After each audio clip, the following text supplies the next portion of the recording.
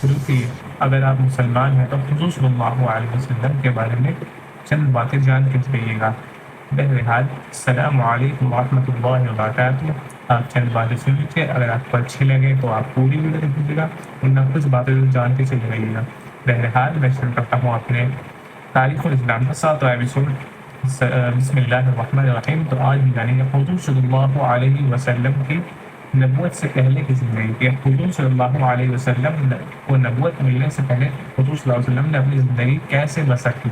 تو پہلا سوال ہے، غلط پن میں آپ صلی اللہ علیہ وسلم کے اخلاق کیا تھے؟ یعنی بچپن میں آپ صلی اللہ علیہ وسلم کے اخلاق کیسے تھے اور کیا تھے؟ تو اس کا جواب ہے، آپ ذہین یعنی ذہین مطلب دماغدار، سمجھدار، نیک طبیعت، صابر اور خوددار تھے، سنجیدگی اور متانت کے گویا پتلے تھے، کھیل کود کی طرف بالکل توجہ نہ تھی، شرم و حیا کی یہ حالت تھی کہ کبھی آپ کا سطر نہیں کھل سکتا تھا، بلکہ ایک مرتبہ جب اتفاقاً سطر کھل گیا تو آپ بے ہوش ہو گئے تھے۔ کھانا کھانے کے وقت بچے شور شراب کیا کرتے تھے مگر آپ خاموش بیٹھے رہتے تھے۔ جب آپ کے چچا یعنی ابو طالب بلاتے اس وقت حضور صلی اللہ علیہ وسلم دسترخوان پر تشریف لا کر کھانا کھاتے، جیسا کھانا ہوتا اس پر کبھی ناک نہ چڑھاتے۔ سچائی اور امانت داری، ادب، تعظیم، تہذیب گویا آپ صلی اللہ علیہ وسلم کی مٹھی میں پڑی تھی۔ یہ کہوں کہ قدرت کے ہاتھوں نے تمام اچھی باتوں کی گویا ایک تصویر بنائی تھی تو حضور صلی اللہ علیہ وسلم کی ذات تھی۔ جب سے حضور صلی اللہ علیہ وسلم سمجھدار ہوئے اسی وقت سے قوت بازو سے کمانہ بسر کرنے کا شوق تھا، کسی دوسرے پر اتنا بوجھ نہیں ڈالتے۔ بچوں، تمہارا فرض ہے کہ تم بھی یہی طریقہ اختیار کرو۔ تو حضور صلی اللہ علیہ وسلم کے بارے میں ہم نے تھوڑا سا یہ پڑھا۔ اس میں یہ بتایا گیا کہ حضور صلی اللہ علیہ وسلم کیسے تھے، کبھی کھانے میں ناک نہیں چڑھاتے تھے، بچے شور کرتے تھے تو وہ شور نہیں کرتے، بچے کے ساتھ کھیلنے کا معمول تھا، لیکن حضور صلی اللہ علیہ وسلم کا کھیل کود میں بالکل دھیان نہیں تھا، اور حضور صلی اللہ علیہ وسلم کے اندر اتنی شرم و حیا تھی کہ اپنا کبھی سطر نہیں کھلتے۔ اب سطر کہتے ہیں سطر جس چیز کو چھپانا ضروری ہوتا ہے اسلام میں، اس کو سطر کہتے ہیں۔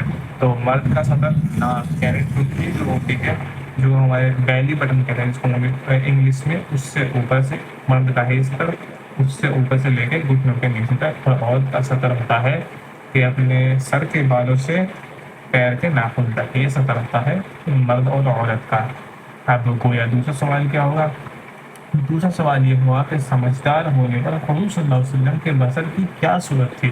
مطلب حضور صلی اللہ علیہ وسلم اپنا بسر کیسے کرتے تھے، اپنی زندگی کیسے گزارتے تھے؟ تو اس کے جواب میں ہوا کہ حضور صلی اللہ علیہ وسلم نے مزدوری پر بکریاں چڑھائیں۔ مزدوری وہ نہیں کہ مطلب جیسے گھر والا بنانا، وہ چیز نہیں، کہ مزدوری پر بکریاں چرائیں، بکریاں چرا کر بھی بسر کیا ہے، اور تجارت یعنی بزنس، تجارت بھی کی ہے۔ اب تیسرا سوال کیا ہوگا؟ تیسرا سوال ہے، کیا حضور صلی اللہ علیہ وسلم نے نبوت سے پہلے کوئی سفر بھی کیا؟ تو اس کا جواب ہے، دو سفروں کا تذکرہ عام طور سے کیا جاتا ہے۔ مطلب حضور صلی اللہ علیہ وسلم نے نبوت سے پہلے 2 سفر کیے ہیں۔ اب پہلے اس کے بعد سوال کیا ہوگا کہ اس کا سوال ہوگا آپ صلی اللہ علیہ وسلم نے کہاں کے سفر کیے تھے اور کیوں؟ تو حضور صلی اللہ علیہ وسلم نے دونوں سفر شام کے کیے تھے اور تجارت کے سلسلے سے کیے تھے، یعنی بزنس کے سلسلے سے حضور صلی اللہ علیہ وسلم نے سفر کیے تھے، دونوں شام کے کیے تھے۔ اب ایک اور سوال اس کا کیا ہوگا؟ وہ سوال یہ بنے گا کہ شام کا پہلا سفر کب ہوا اور کیا شکل ہوئی، اس کی کیا شکل تھی، مطلب کیا صورت حال تھی اس کی؟ تو جواب اس کا ہوگا، جب حضور صلی اللہ علیہ وسلم کی عمر مبارک 12 سال مطلب 12 سال 2 ماہ 10 دن کی ہوئی، آپ صلی اللہ علیہ وسلم کے چچا ابو طالب تجارت کے غرض سے شام جانے لگے، تو آپ کے چچا نے حضور صلی اللہ علیہ وسلم کو بھی اپنے ہمراہ لے لیا، یعنی اپنا ہم سفر بنا لیا، ان کو اپنے ساتھ لے گئے۔ تو اب اس کے بعد جو سوال ہوگا وہ یہ سوال ہے کہ اس سفر کا کیا خاص واقعہ ہوا؟ مطلب اس کے اندر کیا خاص کچھ واقع ہوا تھا، یعنی اگر ہوا تو وہ کیا ہوا تھا؟ تو اس کے جواب میں ہے کہ جب قافلہ بصرہ نامی ایک جگہ پر رکا تو وہاں انہیں ایک راہب یعنی عیسائی سادھو، جو عیسیٰ علیہ السلام کو مانتے ہیں ان کو عیسائی کہتے ہیں، وہاں کا اس کا سادھو، کچھ سادھو مطلب جیسے ہمارے میں علماء اکرام ہوتے ہیں اور ہندوؤں میں پنڈت ہوتے ہیں، تو ایسے عیسائیوں میں راہب ہوتے ہیں، ان کا سادھو ملا، اور انہوں نے جب حضور صلی اللہ علیہ وسلم کے اندر آخر الزماں کی ساری علامت دیکھی تو ابو طالب یعنی ان کے چچا کو بتایا کہ وہی آخر الزماں ہے۔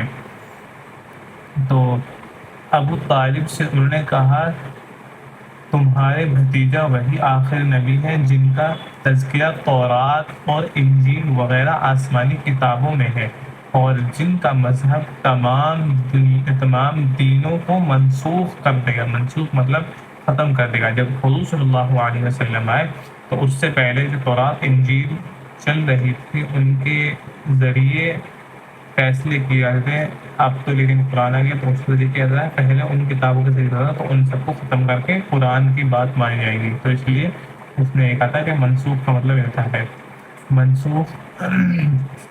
منسوخ کر دے گا، خدا ان کو سارے جہاں کے لیے رحمت بنائے گا، تم ان کا پورا خیال رکھو اور ان کو شام ہرگز مت لے جاؤ، کیونکہ خطرہ ہے کہ وہاں کے یہودی آپ صلی اللہ علیہ وسلم کو پہچان کر نصیب اعدا شہید کر دیں گے، اب شہید معاذ اللہ۔